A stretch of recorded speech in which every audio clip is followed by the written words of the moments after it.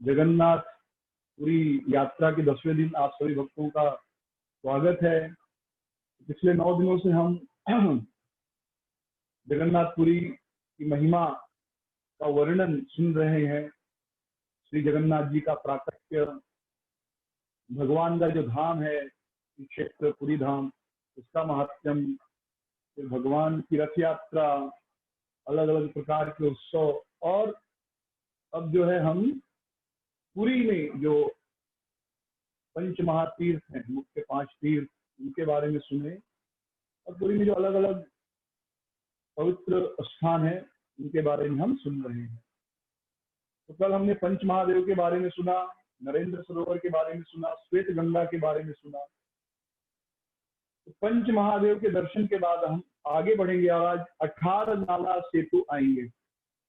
यह जो 18 नाला सेतु है, यह पुरी का प्रवेश द्वार कह सकते हैं। यानी सेतु का अर्थ होता है ब्रिज, पुल। पुल के उस तरफ आप पुरी के बाहर हैं और जब ब्रिज पार करके नदी के इस तरफ आते हैं तो आप जगन्नाथपुरी में प्रवेश कर चुके हैं। तो यह भुवनेश्वर से जब हम साक्षी गोपाल होते हुए पुरी धाम में प्रवेश करते हैं, तब मिकी आणी नदी पर यह पुल आपको प्राप्त होगा। यानी जिस नदी पर यह पुल बना है उस पुल का नाम है मिकी आणी पुल। तो इस पुल में कुल 19 खंबे हैं। कुल 19 खंबे हैं, तो 19 खंबे तो कुल 18 जो है नाला, यानी 18 के जो द्वार बन जाते हैं जल रहने के लिए, इसलिए इसे कहते हैं 18 नाला, यानी 18 जल के मार्ग सेतु। इसकी लंबाई कुल 290 फीट है मादला पंजिका के अनुसार, जिसमें जगन्नाथपुरी के अलग अलग मंदिरों की जानकारी दी गई है। उसके अनुसार इसका निर्माण मत्स्य केशरी एवं वराह केशरी ने किया था। और ऐसा भी वर्णन आता है कि इस पुल का निर्माण जो है स्वयं महाराज इंद्रद्युम्न ने किया था। तो यह जो पुल है, यह पुरी मंदिर से, श्री क्षेत्र मंदिर से 1.5 किलोमीटर की दूरी पर है। और जैसे ही आप इस पुल के करीब आ जाते हैं, आपको जगन्नाथ जी की मंदिर का जो पताका है और जो चूड़ा है उसका दर्शन होने लगता है। यानी यहाँ से आपको स्पष्ट, इसके पहले भी दिखाई देता है, पर यहाँ से आपको स्पष्ट रूप से जगन्नाथ जी की जो पताका है वह दिखाई देती है। तो इस पुल के नजदीक में एक सुंदर गुलाबी मंदिर है, छोटा, जिसमें श्री चैतन्य महाप्रभु के चरण पूजे जाते हैं। उस मंदिर का नाम है महाप्रभु पादपीठ। उसमें चैतन्य महाप्रभु के मंदिर है और यहीं से हर यात्री प्रवेश करता है जब जगन्नाथ जी का दर्शन प्राप्त करता है। चैतन्य महाप्रभु की लीला में बार बार इस 18 नाला पुल का वर्णन है। चलिते चलते प्रभु आइला 18 नाला, कहा असी प्रभु कुछ बाह्य प्रकाशिला। तो चैतन्य महाप्रभु चलते चलते 18 नाला पहुंचे। जब वो संन्यास लेकर नवद्वीप से आए थे, तो संन्यास लेकर नवद्वीप से कहा जगन्नाथपुरी, तो 18 नाला पहुंचे। 18 नाला पहुंचने के पहले एकदम पूरी तरह जो है उनकी चेतना अंतर चेतना थी, यानी बाहर दुनिया में क्या हो रहा है उनको पता नहीं था। लेकिन जब 18 नाला पहुंचे तब उन्होंने नित्यानंद प्रभु से बात की और कुछ कुछ लगने लगा लोगों को कि अब जो है इनको बाह्य चेतना हो गई है। तो 18 नाला आते ही महाप्रभु इस चेतना में आए कि हम जगन्नाथ के मंदिर आ गए हैं। और जब नवद्वीप से भक्त, नवद्वीप यानी पश्चिम बंगाल में जो मायापुर मंदिर है, तो नवद्वीप, उस पूरे इलाके को नवद्वीप कहते हैं। तो नवद्वीप के भक्त जब जगन्नाथपुरी दर्शन करने के लिए आते थे, बहुत सारे भक्त, 300-400 भक्त आते थे नवद्वीप से, तो महाप्रभु अपने प्रमुख साथियों को इस 18 नाला पर भेजते थे कि यहाँ पर ब्रिज के इस तरफ खड़े रहो, भक्त आएंगे तो उनका स्वागत करना। यानी यह इनका वेलकम पॉइंट था। जो नवद्वीप के भक्त आते थे उनके स्वागत का यह मुख्य स्थान था, रिसेप्शन कह सकते हैं।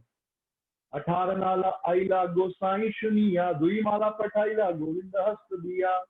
जब चैतन्य महाप्रभु ने सुना कि सारे भक्त नवद्वीप के 18 माला आ गए हैं, तो चैतन्य महाप्रभु ने, जो उनके सेवक हैं, चैतन्य महाप्रभु के सेवक का नाम है गोविंद, तो गोविंद के हाथ में उन्होंने 2 हार दे दिया, अपनी प्रसादी माला भेजी। तो गोविंद वह दोनों माला लेकर अठार नाला पर आया और वहां उसने अद्वैत आचार्य को और नित्यानंद प्रभु को माला पहनाई। तो दोनों भक्त बहुत खुश हुए, अद्वैत आचार्य और नित्यानंद प्रभु, चैतन्य महाप्रभु की महाप्रसादी माला मुझे प्राप्त हुई है।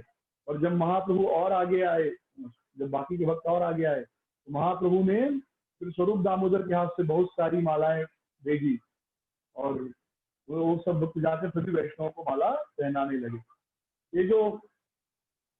ये वैष्णव प्रथा है कि कोई भक्त जब आते हैं तो उनको चंदन और पुष्प द्वारा स्वागत किया जाता है, माला पहनाई जाती है और चंदन लगाया जाता है। आप सब बारात में भी देखते होंगे, शादी इत्यादि में, कि बाराती आते तो उनके ऊपर गुलाब जल छिड़का जाता है, गुलाब जल छिड़क कर उनका स्वागत किया जाता है। तो अब जो है प्रथा बदल गई, अब बाराती आते हैं तो उनको हैंड सैनिटाइजर दिया जाता है, और अगर किसी के पास मास्क नहीं है तो मास्क दिया जाता है। समय के साथ प्रथाएं बदलते रहती है। तो अब बारातियों का स्वागत पान पराग से नहीं होता, हैंड सैनिटाइजर से होता है।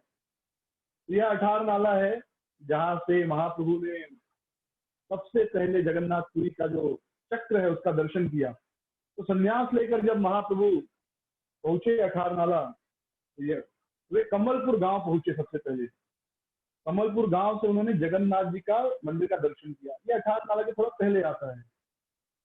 और जब वो दूर से ध्वजा देख रहे थे जगन्नाथ की, तो ध्वजा में वो क्या देखे, रासादाग्र निवसति पुरः स्मरे वक्र गोविंदो मामलोक्य स्मृत सुवदनो बाल गोपाल मूर्ति। तो उन्होंने ध्वजा में क्या देखा कि ध्वजा पे जो भगवान कृष्ण अपने बाल गोपाल स्वरूप में है और मुझे देखकर मंद मंद मुस्कुरा रहे हैं। यह चैतन्य महाप्रभु का अनुभूति था जब उन्होंने सबसे पहले जगन्नाथपुरी के मंदिर को देखा।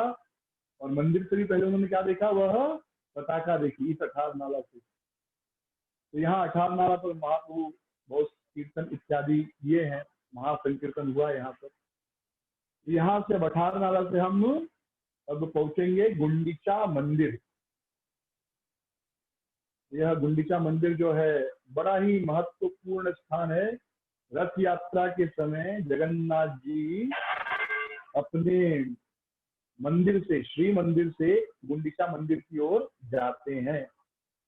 अब गुंडीचा मंदिर के बारे में हम सब श्रवण करेंगे, मानसिक रूप से गुंडीचा मंदिर में प्रवेश करेंगे, प्रणाम करके गुंडीचा मंदिर को अब इस मंदिर की कथा सुनेंगे।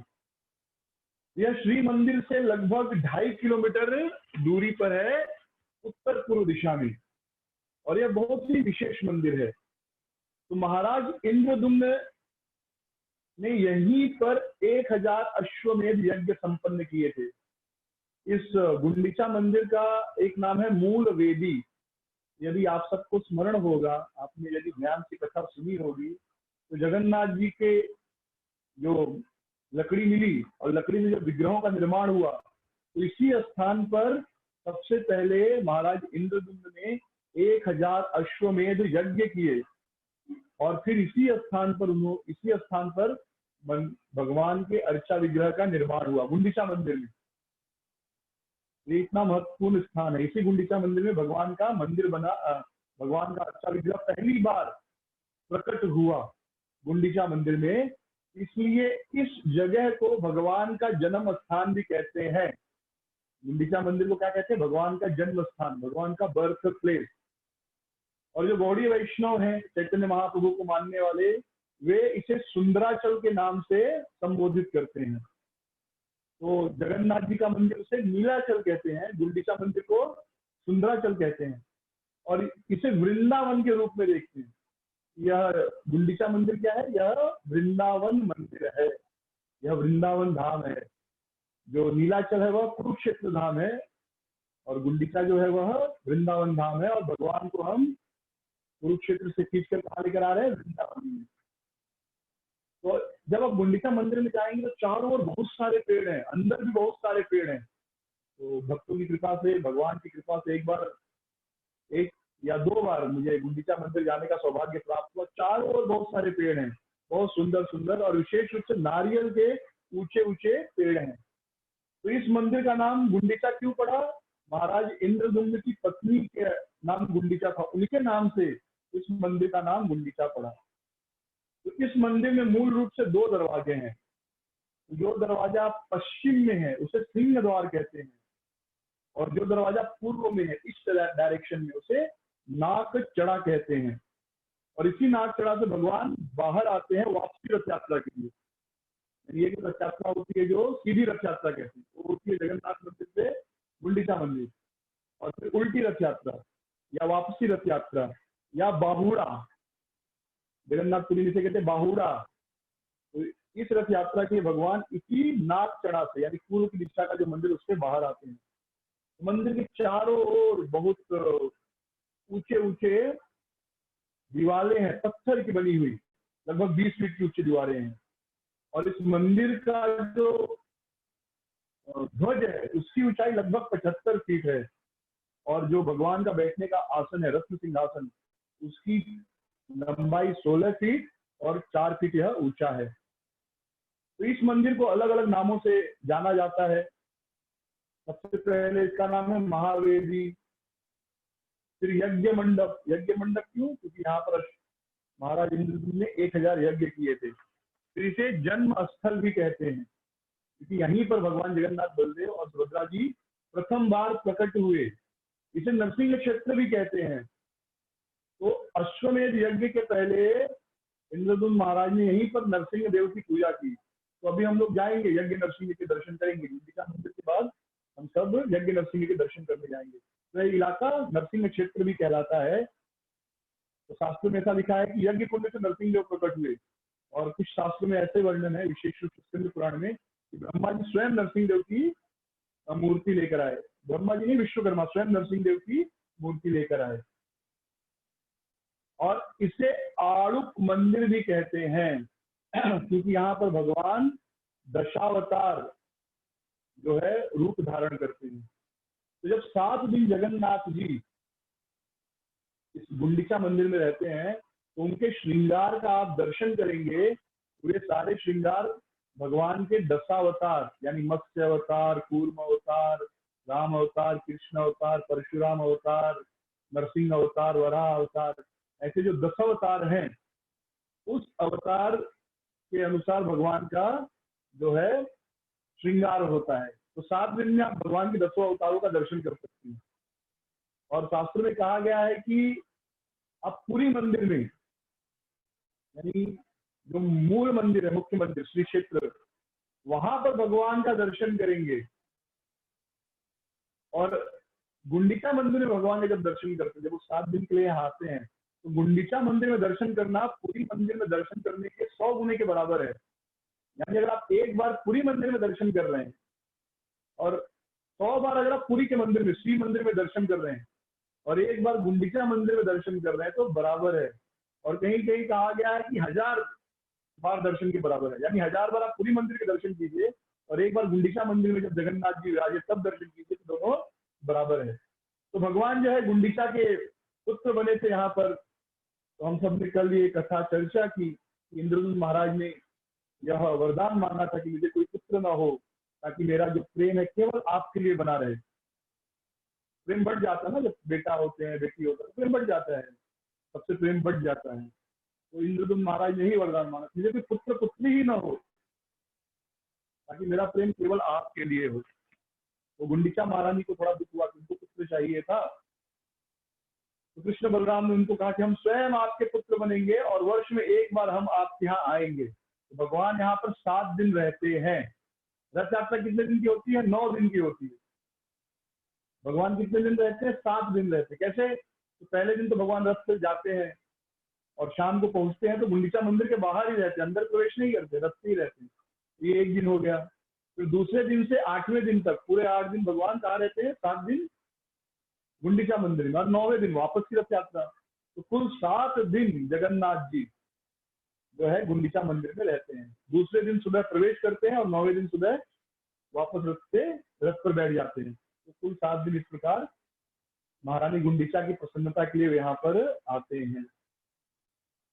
और यहाँ पर बहुत विशेष प्रकार के पकवान बनाए जाते हैं। एक एक अलग ही किचन होता है भगवान के लिए, जिसे कहते हैं भोग मंदिर, रसोई घर।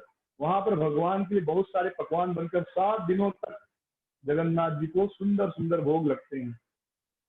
तो ऐसा शास्त्र में कहा गया है, नीलाद्रो चतुष्वर्षाणि गुंडीचा मंडपे दिने, गुंडीचा मंडपे यान्ति ये पश्यन्ति रथे स्थिते, कृष्ण रामो सुभद्रांच हे यान्ति भवनम हरे, ये पश्यन्ति तदा कृष्णम सप्ताहम मंडपे स्थितः, हरिनाम च सुभद्राम च विष्णुलोक व्रजन्ति च।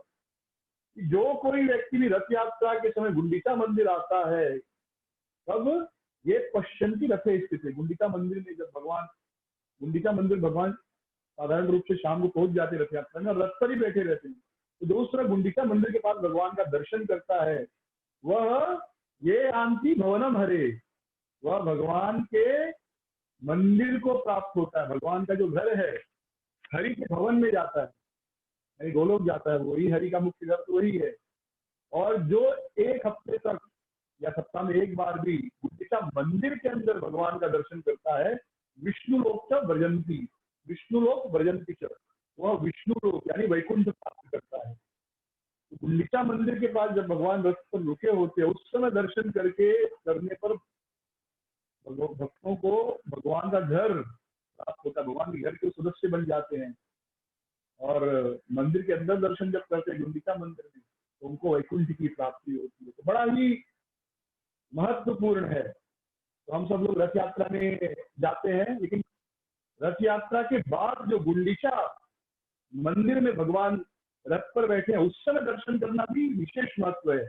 और गुंडीचा मंदिर में जगन्नाथ जी का दर्शन करना, अगर गुंडीचा मंदिर में आप जगन्नाथ जी का एक बार दर्शन करते हैं, वो 7 दिन जब जगन्नाथ जी मंदिर पर रहते हैं, तो वह 100 बार या 1000 बार भगवान के पूरी मंदिर में दर्शन करने के बराबर है। तो इतना महत्वपूर्ण है। तो कभी ऐसा भी योजना बनाना चाहिए कि रथ यात्रा के बाद जाएं। पूरी रथ यात्रा के अगले दिन खाली हो जाती है, रथ यात्रा के अगला दिन सबका रिटर्न टिकट होता है। हाँ, लेकिन रथ यात्रा के बाद भी विशेष रूप से 7 दिन जब भगवान गुंडीचा मंदिर में होते हैं, और गुंडीचा मंदिर के पास जब भगवान रथ में होते हैं, उस समय दर्शन करना बहुत ही पुण्य का कार्य है। तो जरूर ऐसा योजना बनाना चाहिए भक्तों को कि एक बार उन 7 दिनों के बीच में जाकर भगवान को रथ पर जब गुंडीचा मंदिर के पास खड़े हैं तब देखें, और भगवान को गुंडीचा मंदिर में देखें। तो यहाँ पर जगन्नाथ जी को भोग लगता है। जगन्नाथ जी का प्रसाद, महाप्रसाद कब बनता है? जगन्नाथ जी को भोग लगने के बाद जब वह प्रसाद विमला देवी को अर्पित होता है, तब वह जगन्नाथ जी का महाप्रसाद कहलाता है। लेकिन यहाँ पर विमला देवी को भोग नहीं लगता, जगन्नाथ जी को भोग लगता है, विमला देवी को भोग नहीं लगता। इसलिए इसे आड़प प्रसाद कहते हैं। महाप्रसाद नहीं कहते, आड़प प्रसाद कहते हैं या आड़प भोग कहते हैं। और गुंडीचा मंदिर में और एक विशेषता है कि जगन्नाथ जी जो है दशावतार का वेश धारण करते हैं।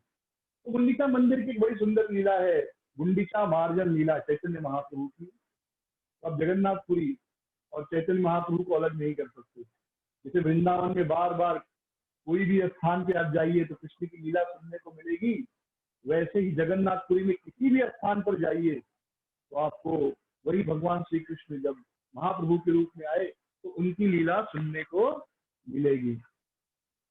भगवान जगन्नाथपुरी महाप्रभु की लीलाओं से भरा पड़ा है। अपने जीवन के 18 साल महाप्रभु वहां पर बिताए जगन्नाथपुरी में। तो गुंडीचा मंदिर मार्जन लीला जो है, इसके बारे में कथा श्रवण करेंगे। बड़ी सुंदर लीला है, चैतन्य चरितामृत में इसका वर्णन है और कुछ सीखने का प्रयास भी करेंगे इस लीला से। तो रथ यात्रा के एक दिन पहले गुंडीचा मंदिर को सफाई किया जाता है। जैसे कल रथ यात्रा है तो आज गुंडीचा मंदिर मार्जन, गुंडीचा मार्जन कहते हैं इसको। तो सभी इस्कॉन मंदिरों में भी यह विशेष रूप से मनाया जाता है। सारे भक्त उस दिन मंदिर की सफाई करते हैं, मंदिर बंद रखा जाता है। बंद मतलब बाहर के लोगों को 2-4 घंटे के लिए कहा जाता है मत आइए, गेट बंद कर देते हैं। और फिर सुबह 9 बजे के बाद भागवतम क्लास होने के बाद फिर अच्छे से हर इस्कॉन मंदिर में गुंडीचा मार्जन दिन आप देखेंगे तो सारे भक्त जो मंदिर के फुल टाइम निवासी हैं और जो बाहर से आते हैं कॉन्ग्रेगेशन में, सब आते हैं, मंदिर की साफ सफाई करते हैं, ऑल्टर की साफ सफाई करते हैं। ऑफिस की साफ सफाई होती है, और जो भी मंदिर में स्वीट स्टॉल है, बुक स्टॉल है, गोविंदा है, जितने स्थान है, आश्रम है, ब्रह्मचारी आश्रम है, किचन है, सब पूरी सफाई होती है। तो उसे हम कहते हैं गुंडीचा मार्जिन अपना इस्कॉन में। और वास्तव में गुंडीचा मार्जिन जो है, मूल गुंडीचा मंदिर है जगन्नाथपुरी में, जिसके बारे में हमने सुना।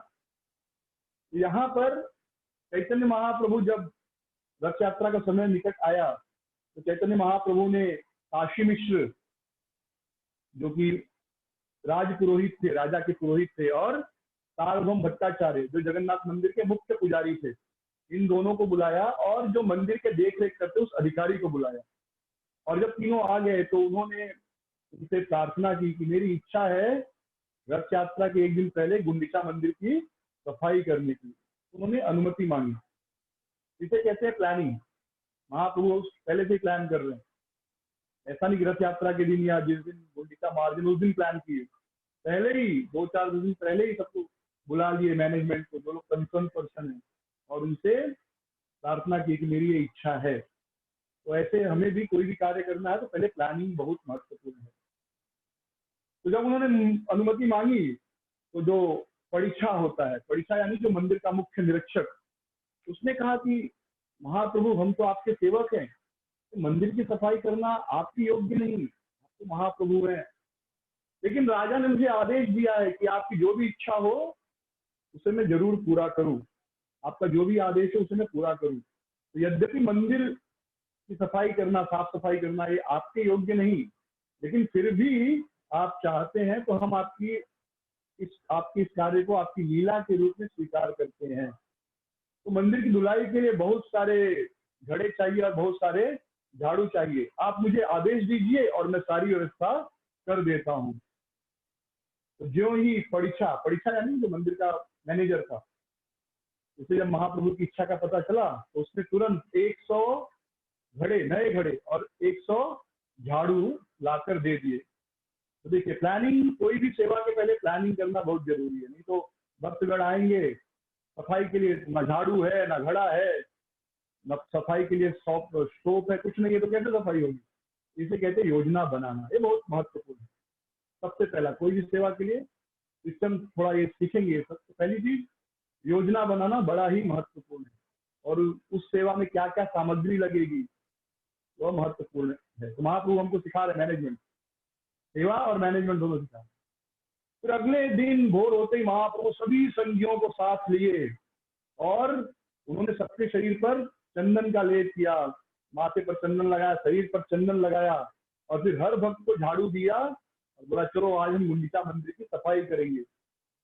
दूसरी चीज है, जो लोग भी आपके साथ सेवा में इन्वॉल्व हैं, उनको उचित सम्मान देना और सेवा का महत्व बताना। ये सेवा क्यों महत्वपूर्ण है, क्योंकि जब तक आपको पता ही नहीं चलेगा कि कोई भी सेवा महत्वपूर्ण क्यों है, आप वो सेवा करेंगे ही नहीं।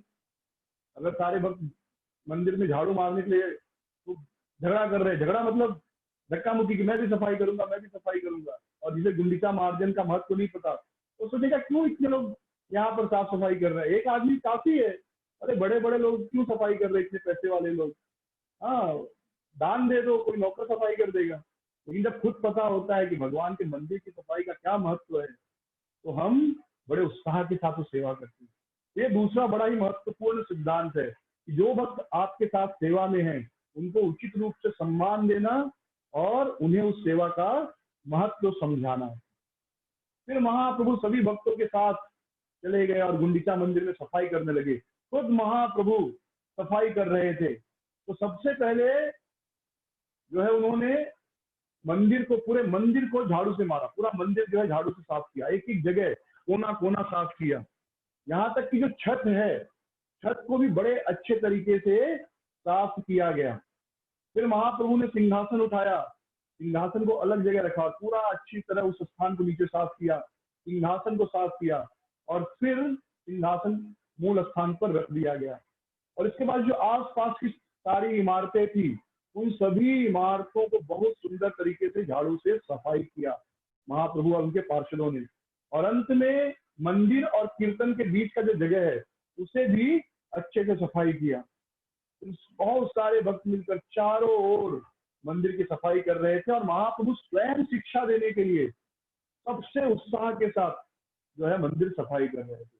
तो ये तीसरा जो है बड़ा महत्वपूर्ण संदेश महाप्रभु दे रहे हैं कि जो लीडर होता है उसे सामने से लीड करना चाहिए।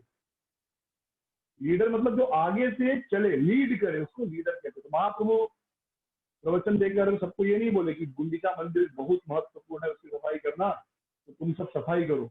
महाप्रभु स्वयं बड़े उत्साह के साथ मंदिर की सफाई कर रहे थे। तो सारे भक्तों ने देखा कि सच में अगर महाप्रभु खुद इतने उत्साह से सफाई कर रहे हैं तो बड़ा महत्वपूर्ण है। सारे भक्त भी उत्साह से सफाई कर रहे थे। तो जो भी कोई लीडर है, चाहे वो पिता हो, माँ हो, ये सब भी लीडर है स्वाभाविक रूप से, मार्गदर्शक हैं। तो इन्हें भी दूसरों को उदाहरण प्रस्तुत करने, दूसरों को कहने के पहले करना चाहिए। जैसे कहते हैं कि leader teachers by act and sometimes he speaks also. जो गुरु होता है वह अपने कार्यों द्वारा सिखाता है और कभी कभी कुछ बोलता भी है। और हमारी समझ क्या है कि गुरु मतलब खाली बोले, खाली बोलते रहे, कुछ करे नहीं। नहीं, गुरु अपने कार्यों द्वारा सिखाता है और कभी कभी थोड़ा बहुत बोलता भी है कि अगर कार्य ठीक से नहीं समझ में आए तो बोल भी देता है। तो चैतन्य, तो ये जो है लीडिंग फ्रॉम द फ्रंट, ये तीसरा महत्वपूर्ण जो है संदेश है महाप्रभु की लीला से। तो सारे भक्त जो है पूरे मंदिर की बड़े सुंदर से साफ सफाई कर रहे थे और महाप्रभु जब सफाई कर रहे थे पूरा शरीर में उनके धूल लग गई और पूरे शरीर में पसीना आ गया और इस प्रकार शरीर और ज्यादा उनका सुंदर लग रहा था। और सारे भक्त सफाई करते वक्त कृष्ण नाम का कीर्तन करते हुए सफाई कर रहे थे। तो मंदिर की सफाई करते करते महाप्रभु कभी कभी इतना भाव में मग्न हो जाते कि आंखों से आंसू आने लगते। और कृष्णदास कविराज गोस्वामी कहते हैं कि कुछ स्थानों की सफाई तो उन्होंने अपने आंसुओं से कर दी। इतने आंसू आ रहे थे, कुछ स्थानों पर केवल आंसू गिरे और उन्होंने उस स्थान को साफ कर दिया, पानी की जरूरत नहीं पड़ी। ये होता है एब्जॉर्प्शन। अभी हमने थोड़ा देर पहले सुना कि सब छत को अच्छे से साफ किया, एक एक कोने कोने को अच्छे से साफ किया, जो आसपास की बिल्डिंग थे उसको अच्छे से साफ किया, हर चीज अच्छी तरह सफाई की। इसको कहते हैं एब्जॉर्ब होना। तो कोई भी सेवा या किसी भी कार्य में आपको सफलता तभी मिलेगी जब आप उसके बारे में निरंतर सोचेंगे, पूरे मन से वह कार्य करेंगे। आधे मन से कोई भी काम सफल नहीं होता, चाहे पढ़ाई हो, चाहे नौकरी हो, चाहे प्रचार करना हो, चाहे भक्ति हो। आधे मन से कुछ भी सफल नहीं होता। कोई भी सेवा, जैसे कोई शेयर मार्केट में है तो आप देखिए वो 24 घंटे सोचते रहता है। हाँ, वो ये स्टॉक के बारे में पढ़ेगा, वो स्टॉक के बारे में पढ़ेगा, ये न्यूज देखेगा, वो न्यूज देखेगा, 24 घंटे उसके बारे में सोचता है, तब जाकर वह सुबह 1000 रुपया लगाता है और 5000 कमाता है। और कुछ लोग होते हैं, हाँ शेयर मार्केट में बहुत पैसा है तो चलो आज सुबह लगा दिया 5000, शाम होते होते मालूम पड़ा 5000 का 500 हो गया। तो कोई भी काम हो उसके ऊपर चिंतन करना पड़ता है। जब उसके ऊपर चिंतन करेंगे, उसमें एब्जॉर्ब होंगे, तब उस कार्य में सफलता मिलेगी। तो महाप्रभु भी इसमें पूरी तरह एब्जॉर्ब होकर सेवा कर रहे थे। तो ऐसे हम हर चीज में देखते हैं, पढ़ाई में जो वैज्ञानिक होते कोई बहुत बड़ी खोज करते हैं, वो पार्ट टाइम जॉब नहीं करते, चलो अभी खाना खा रहा हूँ, अभी भूल जाऊंगा, मुझे कुछ इन्वेंशन करना है, अभी मैं खेल रहा हूँ तो भूल जाऊंगा, अभी मैं पत्नी के साथ बात कर रहा हूँ तो भूल जाऊंगा कि मुझे कुछ इन्वेंशन करना नहीं। वो 24 घंटे उसके बारे में सोचते रहते हैं, यहाँ मुझे इस चीज के बारे में कार्य करना है। वो घर का सब काम कर रहे हैं, सबके साथ काम कर रहे हैं, लेकिन उनका दिमाग उसी चीज पे, मुझे यह चीज ढूंढनी है, यह वैक्सीन ढूंढनी है, या बल्ब ढूंढना है। जैसे न्यूटन ने बल्ब ढूंढा, एडिसन ने बल्ब की खोज की। तो वे एब्जॉर्ब जब तक आप नहीं होंगे किसी चीज में, उस चीज में सफलता नहीं मिलेगी। जैसे एक माँ होती है, जब छोटा बच्चा पैदा होता है तो माँ घर का सब काम करती है, लेकिन उसका पूरा एब्जॉर्प्शन बच्चे के ऊपर होता है। तो माँ अंदर किचन में कुकिंग कर रही है, यहाँ बच्चा रोया, माँ को पता चल गया, माँ तुरंत आएगी, बच्चे को फिर से दूध पिलाएगी, जो भी काम है करेगी, फिर जाएगी। तो उसका नजर हमेशा बच्चे के ऊपर रहता है। बच्चा यहाँ वहाँ खेल रहा है, गार्डन में खेल रहा है, माँ किसी से बात कर रही है, पर उसका चेतना बच्चे के ऊपर है। इसको कहते हैं एब्जॉर्प्शन। और तो महाप्रभु इस प्रकार पूरे सब जगह अच्छी से सफाई किए। सफाई करते करते आंखों से आंसू आ जाते थे। यहाँ पर जो है जगन्नाथ, बलदेव, सुभद्रा, मेरे जो प्राण प्रियतम है जगन्नाथ जी, वो राधा रानी के भाव में है, मेरे प्राण प्रिय जगन्नाथ जी कल आएंगे, कृष्ण यहाँ आएंगे, तो आंखों से आंसू आने लगते थे। फिर सारे भक्त उस स्थान की सफाई किए जहां पर अर्चा विग्रह का भोग रखा जाता था। उसके पश्चात आंगन साफ किया गया और जितने आसपास के मकान थे वह साफ हुआ। फिर चैतन्य महाप्रभु ने तिनके, धूल, बालू, जो कुछ सफाई हुआ था उस सबको एक जगह जमा किया, बाहर जाकर एक स्थान पर फेंक दिया। सारे तिनके, बालू, धूल कर अपने जो कपड़ा पहने थे धोती में या उतरिया में उसमें रखे। सफाई करने के बाद जैसे हम झाड़ू मारते हैं ना, झाड़ू मार के सारा कचरा एक जगह जमा करते हैं और फिर उसको क्या कहते हैं पैड के ऊपर लेकर जाकर फिर फेंकते हैं, डस्टबिन में डाल देते हैं। तो वैसे ही महाप्रभु ने सब जमा किया जो बालू, बालू के कण थे, क्योंकि समुंदर है वहां पर, बालू का कण आता है, धूल और तिनके, क्योंकि बहुत सारे पेड़ हैं तो तिनके भी आते, तो तिनका, धूल, बालू सब जमा करके अपने उतरिया में लेकर गए और बाहर फेंक दिया। तो सारे भक्त ने भी देखा, वो भी खुशी खुशी जिसने जो जो सफाई की थी अपना अपना जो कचरा था, धालू, बालू, धूल का कण और तिनको भी वो बाहर जाकर फेंके। तो महाप्रभु देखिए कितना सुंदर कह रहे हैं, महाप्रभु कह रहे हैं कि मैं यह देखकर कि कितना ज्यादा कचरा जमा किया है, इसने कितना ज्यादा तिनका, बालू का कण और धूल मिट्टी जमा की, उससे पता चलेगा कि किसने कितनी मेहनत की है। क्योंकि मंदिर तो पूरा एक समान ही गंदा हुआ है, गंदा हुआ मतलब सब जगह समान रूप से धूल, बालू के कण, मिट्टी आई होगी, तिनके आए होंगे। तो आप ये नहीं कह सकते कि मैंने पूरा कमरा साफ कर दिया, इतनी सी धूल निकली और पूरा कमरा कैसे साफ हो गया, वो इतनी जगह में इतना धूल निकाला और आप पूरे कमरे में इतनी धूल निकाले, तो ये तो नहीं हो सकता ऐसा। महाप्रभु ने कहा कि जिसने जितना ज्यादा कचरा जमा किया मतलब उसने उतना ज्यादा मेहनत किया।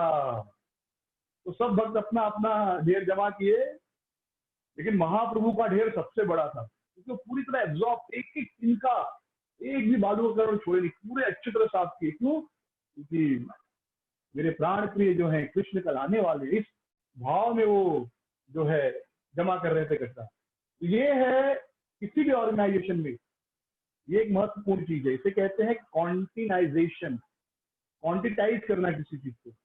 तो हम सब कहते हैं भक्ति में भाव प्रधान है, मात्रा का कोई महत्व नहीं, एकदम सही बात है। लेकिन जब आप किसी संस्था में हो और कोई सेवा कर रहे हैं और विशेष रूप से वैधि भक्ति कर रहे हैं, तो मात्रा का भी बड़ा महत्व होता है। तो कुछ तो यार्डस्टिक होना चाहिए, कुछ पैमाना होना चाहिए कि आप कितना सेवा कर रहे हैं या कितनी भक्ति कर रहे हैं।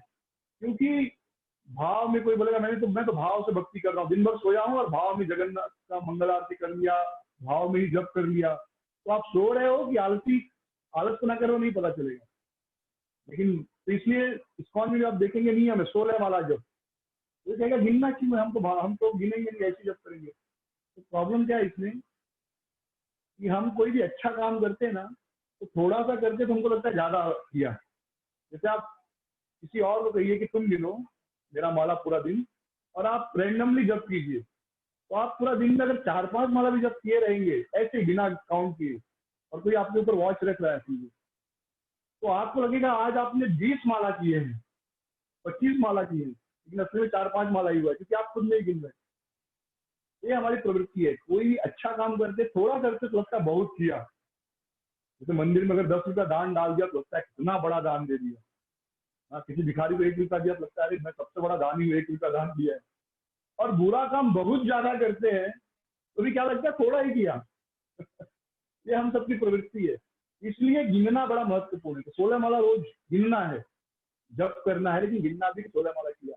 उसी प्रकार जैसे मंदिर में किताब वितरण होता है, कितना किताब वितरण किया उससे पता चलता है कि आपने कितना मेहनत किया है। तो चेक एंड बैलेंस होना चाहिए, चेक एंड बैलेंस, कुछ यार्डस्टिक होना चाहिए।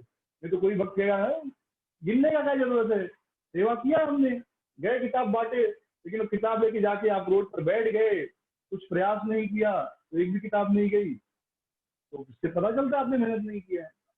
लेकिन किसने 100 किताब किया तो मतलब मेहनत किया है। ये हमेशा सत्य नहीं होता, लेकिन कुछ तो पैमाना होना चाहिए, क्योंकि आपके हृदय की भक्ति क्या है तो कोई नहीं देखता, केवल भगवान देखते हैं।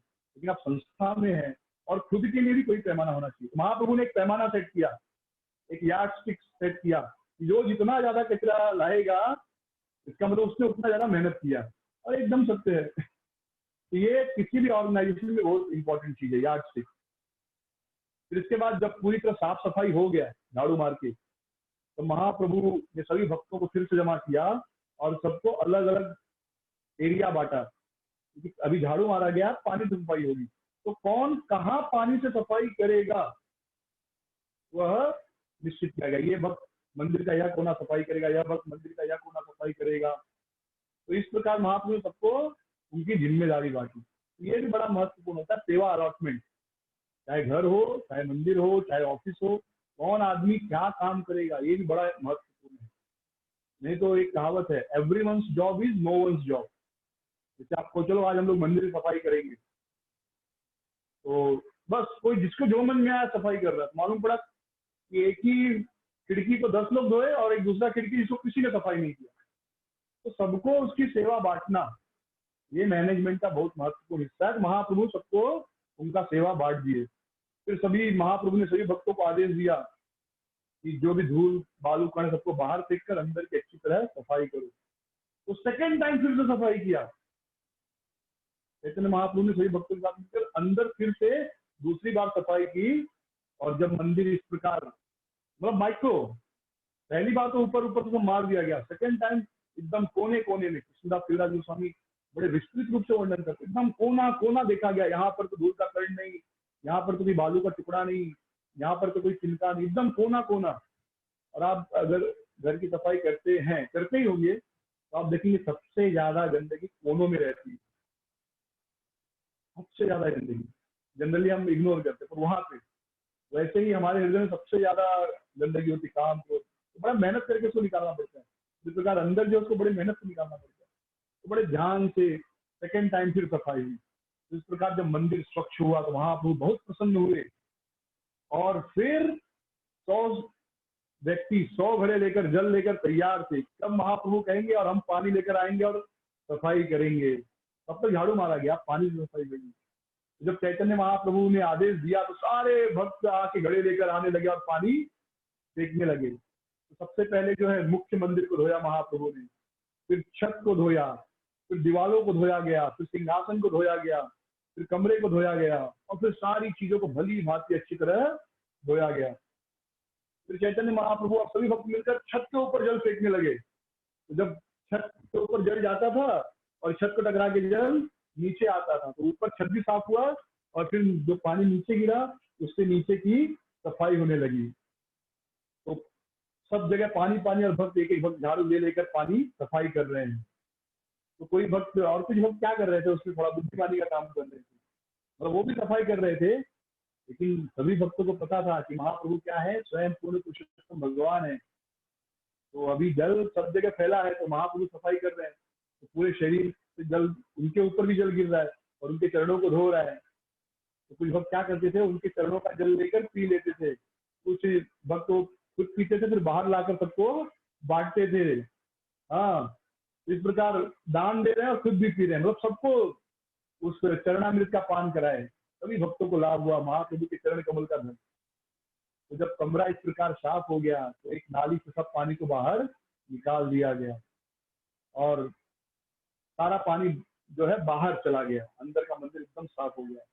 फिर महाप्रभु बड़े प्रेम से अपने वस्त्र, अपनी उतरिया से, कोई डस्टर नहीं भी, अपनी उतरिया से एक एक चीज को बड़े अच्छे से सफाई करने लगे, क्योंकि प्रेम है कि कल मेरे प्राण के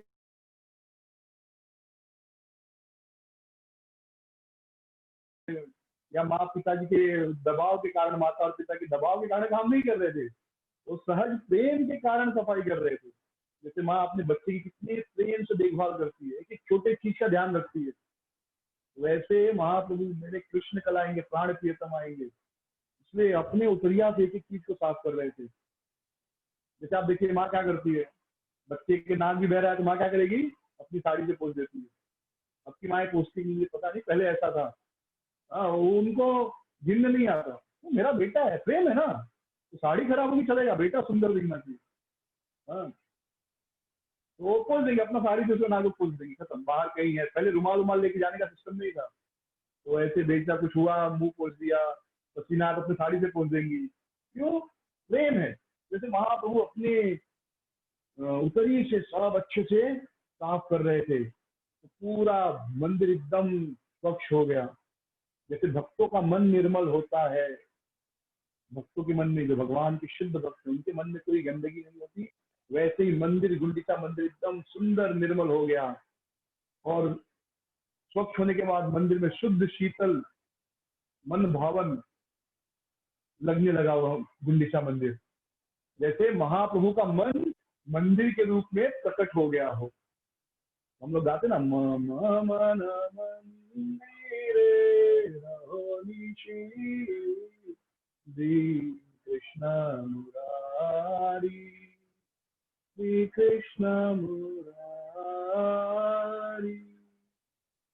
ये मन मंदिर है, मन मंदिर है, ये तो मंदिर मन है। गुंडीचा मंदिर एकदम मन की तरह स्वच्छ हुआ, इतना स्वच्छ जैसे चैतन्य महाप्रभु का मन बाहर मंदिर के रूप में प्रकट हो गया हो। तो फिर और बहुत सारे सब पानी ला रहे थे, तो सरोवर के किनारे खड़े होकर सब पानी भर रहे थे। तो इतनी भीड़ हो गई तो कुछ भक्त बुद्धि लगाए, बोले सरोवर में तो बहुत भीड़ है, तो कुएं से जाकर पानी खींचने लगे। और बहुत सारे भक्त बहुत सारे घड़ों में भर के पानी लेकर आ रहे थे, और इतना तेजी से आ रहे थे कि कभी कभी दो भक्त टकरा जाते थे और घड़े टूट जाते थे। बहुत से घड़े टूट गए, इतने उत्साह में थे, इतने खुशी थी, उसमें जोश में लाते थे भक्त घड़ा भर के, और कुछ भक्त खाली घड़ा लेकर जाते थे, टकरा जाता था और घड़ा टूट जाता था।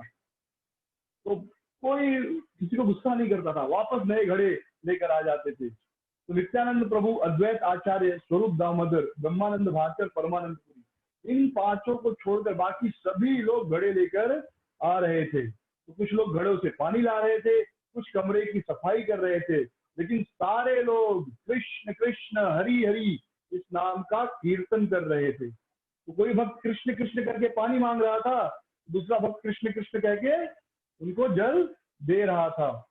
तो ऐसा लग रहा था कि चारों ओर केवल हरि नाम चल रहा है। तो ये है कृष्णा कॉन्शियस मैनेजमेंट।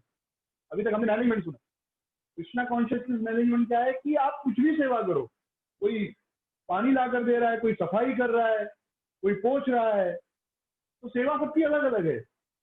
कोई कुएं से जल निकाल रहा है, तो सबकी सेवा अलग अलग है, लेकिन सब कृष्ण कृष्ण नाम जप कर रहे हैं। तो जब हम कोई सेवा करते हैं, भगवान का जप करते हैं और फिर सेवा करते हैं, तो वह भक्ति कहलाता है। भले वो साधारण दिखे, जैसे खाना बनाना साधारण चीज है, लेकिन नाम कीर्तन करते करते, भगवान का कीर्तन गुनगुनाते गुनगुनाते या कीर्तन सुनते सुनते जब भगवान के लिए भोग बनाते हैं, तो भक्ति है। और भगवान के लिए भोग बना रहे जैसे, और टीवी देख रहे हैं मूवी देख रहे हैं, लेकिन भगवान का भोग बना रहे, तो भक्ति नहीं है, वो भोग नहीं है। जैसे वृंदावन में एक बार मैं गया था, गोवर्धन जी की परिक्रमा कर रहे थे, मैं और एक भक्त और थे। तो एक आदमी था, गोवर्धन की परिक्रमा कर रहा था, तो रेडियो लिया था, जोर जोर से पिक्चर गाना बजाकर परिक्रमा कर रहा था। तो उसने सुना होगा कहीं से कि परिक्रमा करने से पुण्य मिलता है, तो परिक्रमा कर रहा था, लेकिन अब बोर होने से बचने के लिए क्या कर रहा है, रेडियो में गाना सुन रहा है। वो भी लाभ होगा उसे, गिरिराज जी की शरण में आया है, पर वह वास्तविक भक्ति नहीं है। भक्ति मतलब कीर्तन होना बहुत जरूरी है। नाम जब करते करते आप कोई सेवा करते, नाम जब करते हैं और फिर उस दिन सेवा करते हो, वह भक्ति कहलाता है। अगर आप नाम जब नहीं कर रहे हैं, तो फिर आप भले भगवान की सेवा कर रहे हैं, तो वह भक्ति नहीं, जरूर कुछ लाभ होगा, लेकिन वह भक्ति नहीं।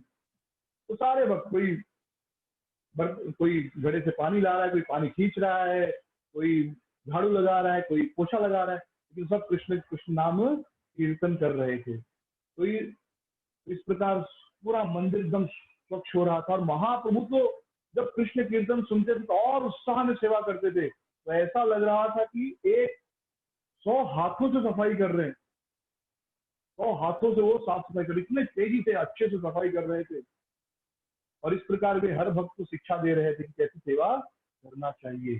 और कोई भक्त जब अच्छे से साफ सफाई करता था, तो महाप्रभु उसके पास जाते थे और कहते थे, तुमने बहुत अच्छी सफाई की है, वेरी गुड, वेल डन। इस प्रकार उसकी प्रशंसा करते थे और उससे कहते थे, जाओ दूसरों को भी बताओ कैसे सेवा करना है। और जब कोई भक्त गलती करता था, तो महाप्रभु बिना ईर्ष्या के उसको डांटते थे, वो डांटते थे, बराबर नहीं किया तुमने, लेकिन मन में कोई द्वेष नहीं रखते थे। इसका क्या अर्थ है? तो कभी कभी हम लोग अपना द्वेष दिखाने के लिए दूसरों को डांटते हैं, मौका ढूंढते हैं, अच्छा इसने मुझे एक बार डांटा था, अब ये कोई गलती करेगा और मैं इसको डांटूंगा। तो उसकी गलती पे आप डांट रहे हो, जो कि गलत नहीं है, लेकिन आप द्वेष रख के डांट रहे हो, वो गलत है। आप उसको सुधारने के लिए नहीं डांट रहे हो, उसको आप नीचा दिखाने के लिए डांट रहे हो। तो डांटना दो तरह का होता है, एक नीचा दिखाने के लिए और एक सुधारने के लिए। महाप्रभु उसे और अच्छे से सेवा में लगे इसलिए डांट रहे थे, उसमें कोई द्वेष नहीं था। हम अधिकतर जब डांटते हैं तो उस व्यक्ति को छोटा दिखाने के लिए, नीचा दिखाने के लिए। महाप्रभु बिना किसी द्वेष के उसको डांट देते थे। तो इसे कहते हैं एप्रिसिएशन। कोई अगर अच्छी सेवा कर रहा है तो उसको प्रशंसा करना। यह भक्ति में और विशेष रूप से नए भक्तों के लिए बड़ा महत्वपूर्ण है। जब हमारे साथ नए भक्त सेवा करते हैं तो वो कुछ अच्छा सेवा करते हैं तो उनको जरूर तारीफ करनी चाहिए, इससे उनका उत्साह बढ़ता है। हम सोचेंगे अरे भक्ति में क्यों तारीफ करना, किसी को थैंक यू क्यों बोलना, तुमने अच्छा किया, तुम अच्छा कर रहे हो, तुम अच्छा गा रहे हो, तुम अच्छा कथा कर रहे हो, ये सब क्यों बोलना, इस सब की क्या जरूरत है, आप अच्छा कुकिंग करते हो, ये सब क्यों बोलना। भक्ति ये सब तो मान प्रशंसा, पूजा है, स्तुति है, ऐसा नहीं बोलना। नहीं, जो आपके सबॉर्डिनेट हैं उनको जरूर उनके अच्छे कार्य के लिए तारीफ करना चाहिए, इससे उनका उत्साह बढ़ता है। इवन पति पत्नी में भी अगर पत्नी अच्छा कुकिंग की, कुछ अच्छा बना, उस दिन तारीफ करना चाहिए, उनका उत्साह बढ़ता है। तो इस प्रकार एप्रिशिएशन जो है बहुत महत्वपूर्ण है, और बिना ईर्ष्या के किसी को डांटना। तो सारे भक्त इस प्रकार जो है मंदिर की सेवा किए, पूरा मंदिर एकदम स्वच्छ हो गया, ठंडा हो गया। जैसे घर में साफ सफाई करते हैं मंदिर ठंडा लगने लगता है घर, जब पानी के पोछे से अच्छा सफाई किया जाता है। फिर मंदिरों में देखा गुंडिचा मार्जन के दिन जब खूब पानी से सफाई होती है तो थोड़ा ठंडा ठंडा फील होने लगता है कि सब और पानी पानी है। उसके पश्चात सारे पानी को बाहर फेंक दिया गया, सारा पानी नालों से निकलकर अलग अलग रास्ते में जाने लगा। ऐसा लगने लगा जैसे बहुत सारी नदियां समुद्र में मिलने जा रही हैं। तो उस समय एक गौड़ी वैष्णव था जो बंगाल से आया था। उसने क्या किया, उसने महाप्रभु के चरणों में पानी डाला, जल चढ़ाया, यानी भगवान के चरण धोए, और उसके बाद जो पानी गिरा उसको पी भी लिया। तो भगवान के भगवान के चरणों पर जल चढ़ाना और उसको पीना चाहिए, उसे कैसे करना। लेकिन महाप्रभु भक्त के रूप में आए हैं, भगवान है पर भक्त के रूप में आए हैं। तो ये नियम है कि मंदिर के अंदर कभी भी भगवान के अलावा किसी के भी पैर नहीं छूने चाहिए। मंदिर में भगवान के अलावा किसी की भी स्तुति नहीं करनी चाहिए।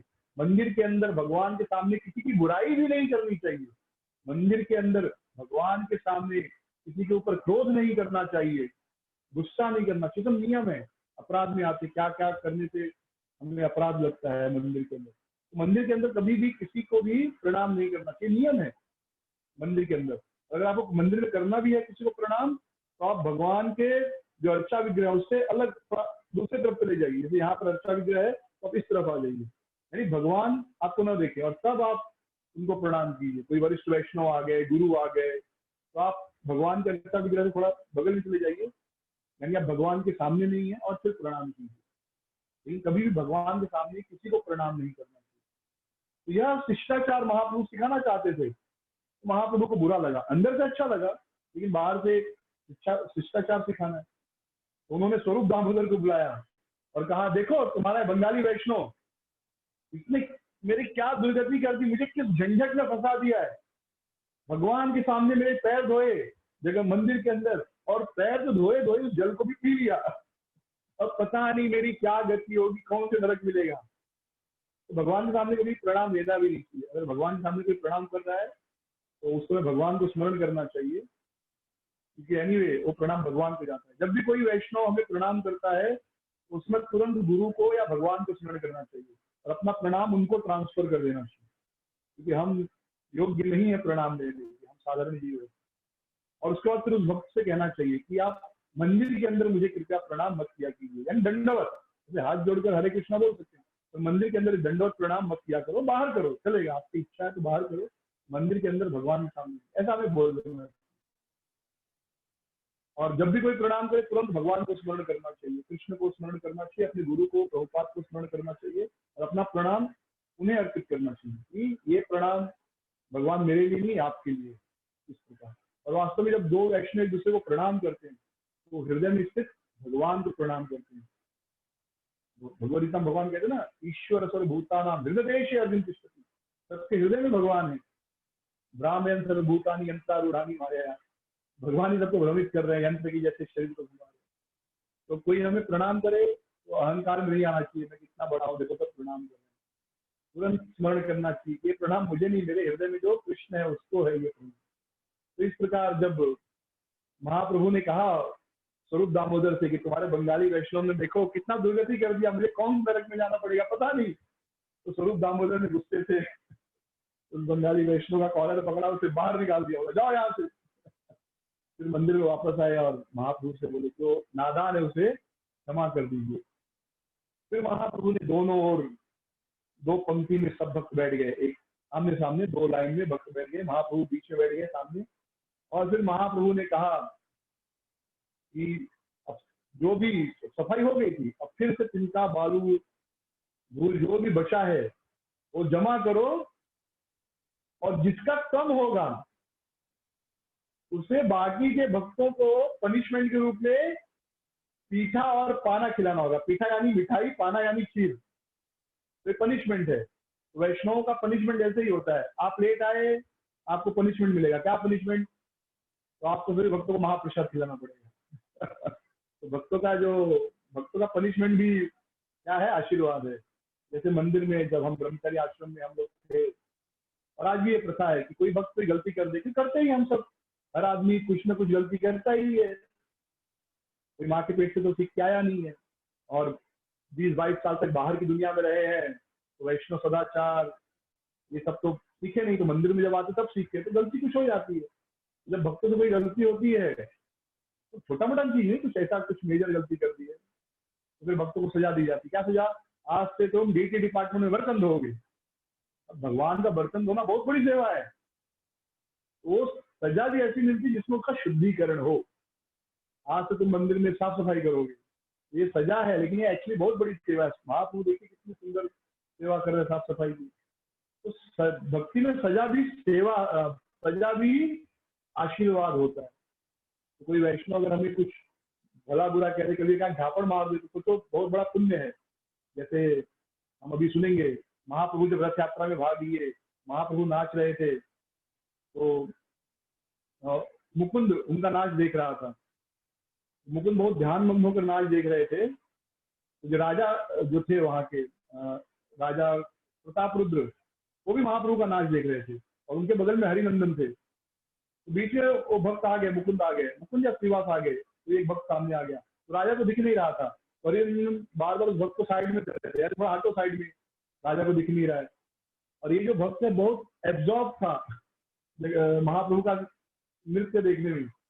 जब 3-4 बार ऐसे ऐसे किया किसी ने उनका कंधा पकड़ के, तो भक्त को बड़ा गुस्सा, पीछे मुड़ा और एक हरिनंदन को लगा दिया, एक जोर से झापड़ मारा, और फिर महाप्रभु का कीर्तन देखने लगा, नृत्य देखने लगा। और कोई गुस्से में नहीं झापड़ लगाया। अब आप कोई चीज देख रहे हो, कोई रोके तो गुस्सा आ जाता है, लेकिन वो कोई झगड़ा नहीं किया, झापड़ मारा, फिर महाप्रभु का कीर्तन देखने लगा, नृत्य देखने लगा। तो हरिनंदन को भी गुस्सा आया, वो कुछ बोलने जा रहे थे, तो राजा प्रतापरुद्र ने उनको रोका, बोला रुको रुको, कितने भाग्यशाली हो, महाप्रभु का इतना पवित्र भक्त, महाप्रभु का परम भक्त, उसने झापड़ मारा, काश वो मुझे झापड़ मारता, इतना बड़ा तुमको आशीर्वाद मिला है आज। तो किसी वैष्णव से अगर झापड़ भी मिल जाए तो बहुत बड़ा आशीर्वाद है, बुरा नहीं मानना चाहिए उसमें। तो इस प्रकार महाप्रभु ने कहा कि जो भक्त कम कचरा जमा करेगा उसको ये सजा मिलेगी, इसको सभी भक्तों को मिठाई और खीर, पीठा और पाना खिलाना होगा।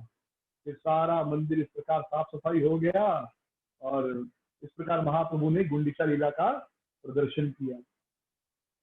तो शास्त्र कहते हैं कि हमारा हृदय भी क्या है? मम मन मंदिर है। हमारा मंदिर भी, मन भी मंदिर के समान है, गुंडीचा है, तो भगवान का आसन है। और जब तक इस हृदय में काम, क्रोध, लालच, अहंकार, ईर्ष्या, माया रहेगी, ये हमारे हृदय को जलाते हैं। और जिस स्थान में बहुत अग्नि है वहां पर कोई रहेगा क्या? जहाँ शीतलता है वहां पर कोई आकर रुकेगा ना? तो हृदय आपका जल रहा है काम से, क्रोध से, लालच से, माया से, अहंकार से, ईर्ष्या से, तो भगवान कैसे यहाँ रहेंगे? लेकिन जब इस हृदय को हम भगवान का नाम जप करके हरे कृष्ण कृष्ण कृष्ण हरे हरे, हरे राम राम राम हरे हरे, ये जप कर करके अपने हृदय को शुद्ध कर लेते हैं, तब हमारा हृदय भी गुंडीचा मंदिर की तरह शीतल हो जाता है। AC room. और एसी रूम में बैठना सबको अच्छा लगता है, भगवान को भी अच्छा लगता है। 40 डिग्री के तापमान वाले रूम में कौन बैठना चाहेगा, लेकिन एसी रूम सबको अच्छा लगता है। तो वैसे ये जो हृदय है इसको एसी रूम बनाओ, इसको जलना बंद करो। ये काम क्रोध जला रहे हैं तो टेम्परेचर बढ़ रहा है, इसको बाहर निकालो और एसी लगाओ भक्ति का, तब भगवान इस हृदय में प्रकट होंगे। ये गुंडिचा का लीला तत्व है। गुंडिचा मंदिर मार्जन की, तो मानसिक रूप से गुंडिचा मंदिर को प्रणाम करेंगे और मानसिक रूप से गुंडिचा मंदिर में जगन्नाथ जी के दर्शन करेंगे कि गुंडिचा का जो रत्न सिंहासन है उसमें जगन्नाथ देव, बलदेव, सुभद्रा मैया और सुदर्शन जी विराजमान है। और हम गुंडिचा मंदिर से आगे हम यज्ञ नरसिंह दर्शन करने जाएंगे। ये बगल में ही है। गुंडिचा मंदिर से जब हम इंद्र सरोवर की ओर जाते हैं तो दीवार से सटा हुआ ये बहुत पुराना मंदिर है।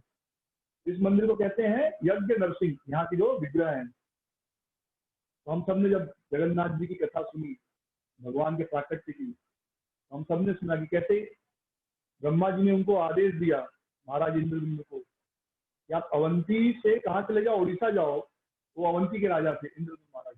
उड़ीसा जाओ और 1000 अश्वमेध यज्ञ करो, और यज्ञ के पहले नरसिंह का जो विग्रह है उनकी पूजा करो, उनको संतुष्ट करके फिर जगन्नाथ की स्थापना करो।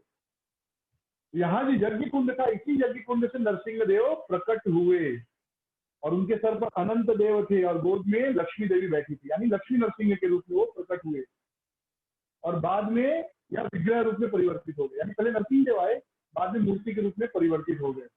और स्कंद पुराण में ऐसा वर्णन है कि नारद मुनि स्वर्ग से, आकाश मार्ग से नरसिंह देव की मूर्ति लाए थे और उन्हीं की पूजा करके फिर राजा इंद्रद्युम्न ने जगन्नाथ जी की स्थापना की थी। ये दोनों कथाएं हैं। कोई कहेगा अच्छा ये सही है कि वो सही है, दोनों सही है, क्योंकि ये लीलाएं बार बार होती है।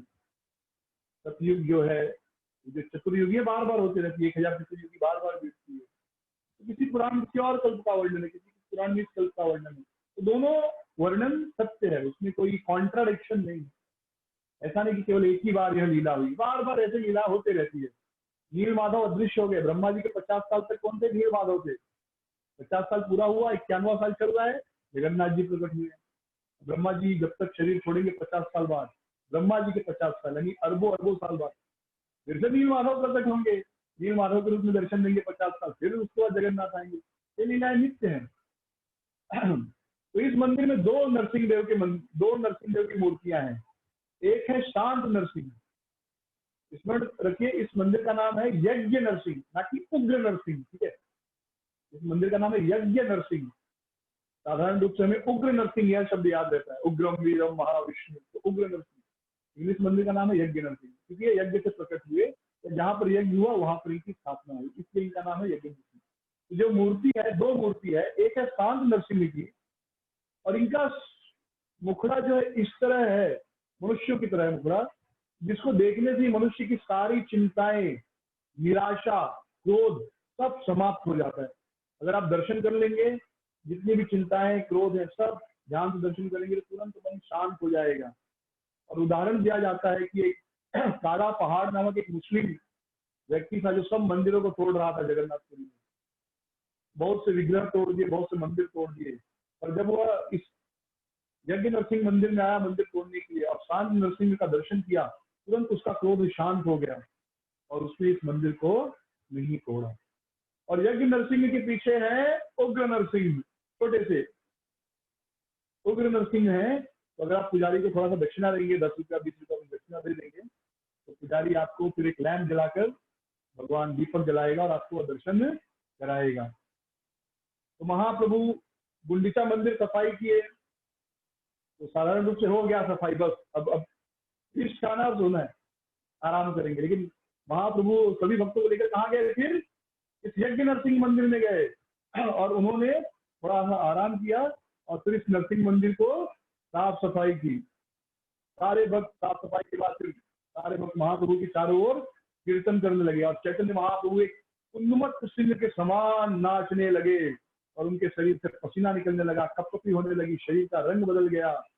और चैतन्य महाप्रभु नरसिंह देव को देख रहे थे और उनकी आंखों से अश्रु निकल रहे थे, जैसे कि सावन के महीने में जो वर्षा होती है वैसी वर्षा, वैसे आंसू निकल रहे थे, झरझर झरझर पानी गिर रहा था। अभी शायद सावन महीना चल रहा है क्या कि बहुत बारिश हो रही है, हर घर में तो बहुत बारिश हो रही है, तो शायद ये सावन का महीना है।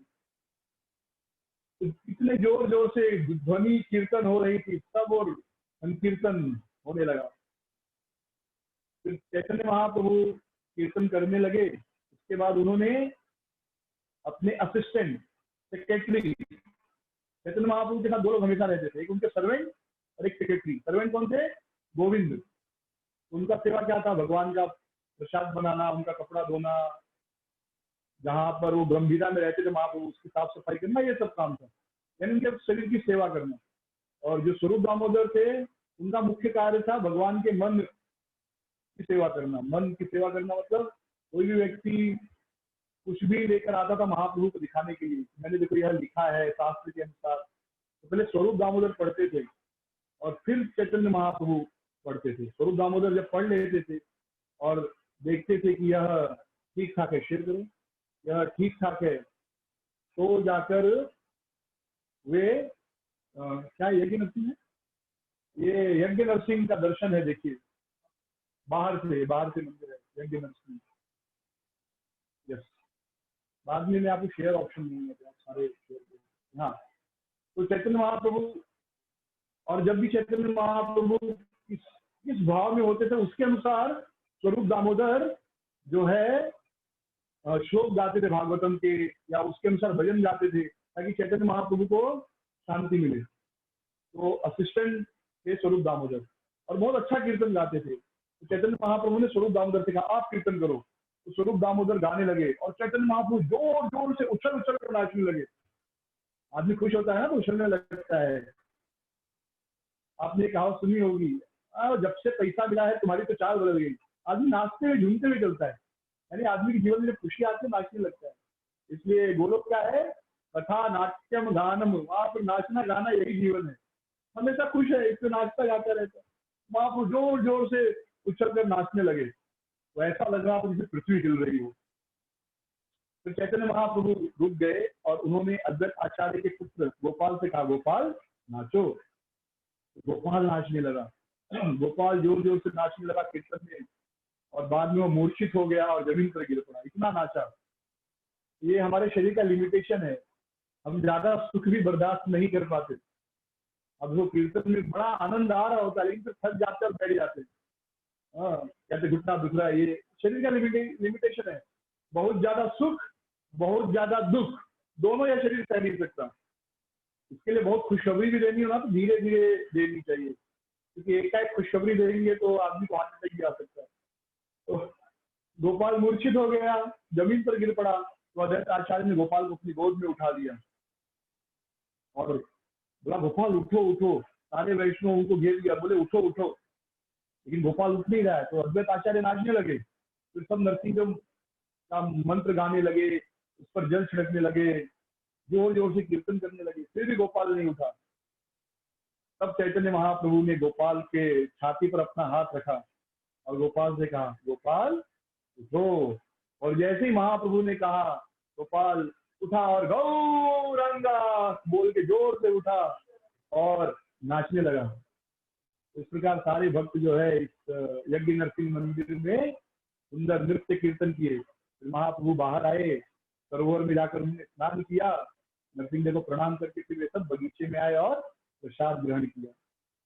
तो जब मैं एक कथा पढ़ रहा था कि अद्वैत आचार्य का जब बेटा मूर्छित हुआ तो वे दुखी हो गए, रोने लगे, और श्रीवास ठाकुर का बेटा जब मर भी गया, मृत्यु हो गई, तो वो नहीं रोए। तो क्या अद्वैत आचार्य छोटे भक्त, श्रीवास ठाकुर बड़े भक्त थे।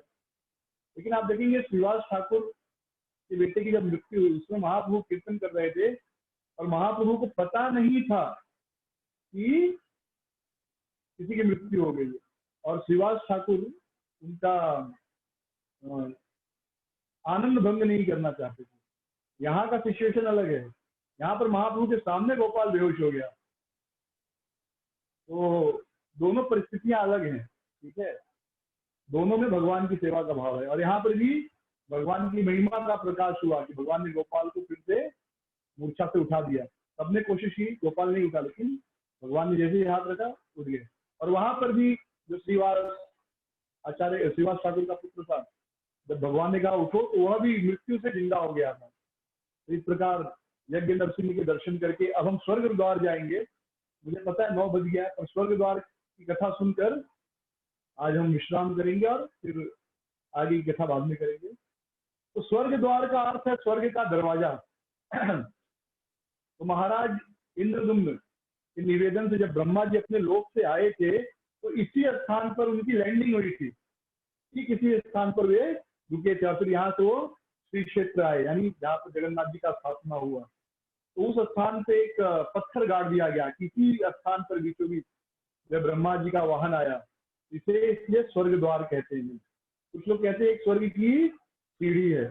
यह बहुत फैला हुआ था और बहुत सारे गार्डन वगैरह थे आसपास, लेकिन अब छोटा जगह हो गया, आसपास होटल वोटल भी बन गए हैं, बहुत सारी दुकानें बन गई हैं। तो एक छोटा सा शमशान है, उसी को स्वर्ग द्वार कहते हैं। तो ऐसा कहा जाता है कि जो कोई भी व्यक्ति इस स्थान पर शरीर छोड़ता है उसे स्वर्ग जरूर प्राप्त होता है।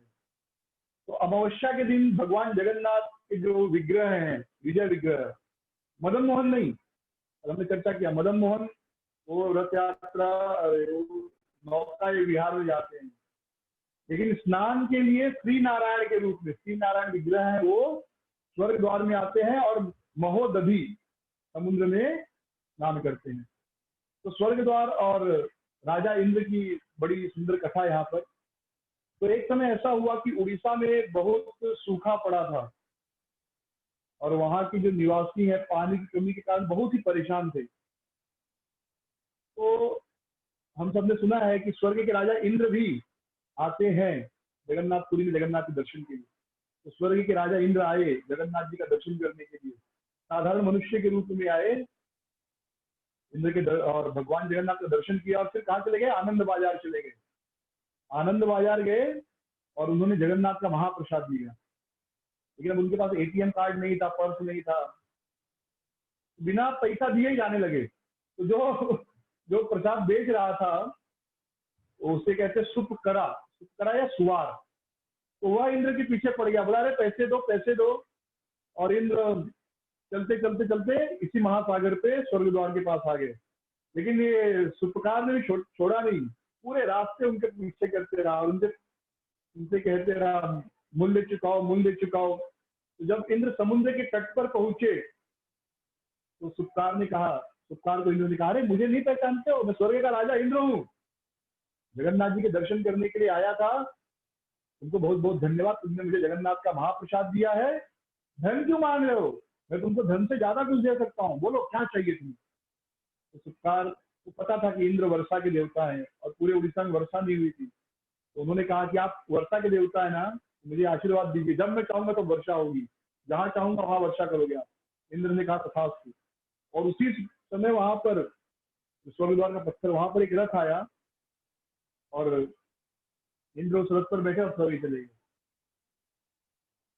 तो वह स्थान इसे स्वर्ग द्वार कहलाता है, क्योंकि इंद्र भी वहीं पर लैंडिंग किए थे और वहीं से फिर उनका फ्लाइट जो है क्या बोलते हैं टेक ऑफ हुआ। तो ये जो सुपार है, सुपार या सुवार, यह एक दिन से आनंद बाजार में था, प्रसाद बेच रहा था, फिर उसके मन में ख्याल आया, देखो इंद्र ने जो वरदान दिया सही कि नहीं। तो उसने इंद्र से कहा, इंद्र आपने मुझे वरदान दिया है तो यहाँ आनंद बाजार में वर्षा कराओ। और तुरंत आनंद बाजार में वर्षा होने लगी, बाकी कहीं वर्षा नहीं हो रही, केवल आनंद बाजार में वर्षा हो रही है। और सब लोग हैरान हो गए, सब आनंद बाजार में देख रहे खूब वर्षा हो रही है और पानी जो है चारों ओर बह रहा है और पानी बहते बहते जगन्नाथ मंदिर का जो सिंह द्वार है वहां पर आ गया। तो सब लोग आश्चर्यचकित हो गए, सब पूछने लगे कैसे हुआ कैसे हुआ। तो जो सुपकार था सुवार, उसने कहा कि अरे पता है इंद्र आए थे जगन्नाथ के दर्शन करने, फिर वो मेरे से महाप्रसाद दिए, बिना पैसा दिए जाने लगे, मैं उनका पीछा किया। तो महासागर के पास एक स्थान पर उन्होंने मुझे वरदान दिया कि मैं जब चाहूंगा जहां चाहूंगा वर्षा होगी। फिर उनका विमान आया उस स्थान पर, वो विमान में बैठकर स्वर्ग चले गए। तो सब लोग आश्चर्यचकित हो गए और सब समुद्र उस स्थान पर गए जहां पर इंद्र का विमान आया था, जहां पर लैंड हुआ था, ये वही स्थान है स्वर्ग द्वार। जब राजा को पता चला तो राजा ने बुलाया, पूरी कथा सुनी। फिर राजा ने कहा ठीक है, इस महल से वर्षा करके दिखाओ, महल का जो आंगन है सुत्कार ने इंद्र से प्रार्थना की और महल में वर्षा होने लगी, खूब वर्षा होने लगी। तो राजा ने फिर कहा भाई अब रोक दो, फिर वर्षा रुक गई सुत्कार के कहने से। तो राजा बहुत प्रसन्न हुआ और उसने जो सुत्कार या सुवार को एक नाम दिया, मेघ मालिया सुवार। मेघ का अर्थ है वर्षा, माली का अर्थ है फूलों की माला, यानी जो वर्षा कराया फूलों की माला के रूप में, यानी फूलों की माला की जैसे वर्षा हो रही थी। फिर सुवार को एक विशेष पगड़ी और कान की बाली दिया। और राजा ने इस स्मृति में कि इंद्र आए थे दर्शन करने वाली सब लीला हुई, भगवान की एक प्रकार का भेंट भोग की व्यवस्था की, जिसे कहते हैं सुवार पीठ। तो एक प्रकार का माल पुआ होता है जो जगन्नाथ को भोग लगता है। तो आप जगन्नाथपुरी जाइए और किसी को कहेंगे सुवार पीठ दो, तो वह माल पुआ देगा, एक स्पेशल माल पुआ जो जगन्नाथ को भोग लगता है। फिर राजा इस स्थान पर आए और यहाँ पर उन्होंने दर्शन किए और उस स्थान पर उन्होंने एक खंभा गाड़ा जिससे उसका नाम पड़ा स्वर्ग द्वार। तो स्वर्ग द्वार को प्रणाम करेंगे और आज की कथा यही विश्राम लेंगे।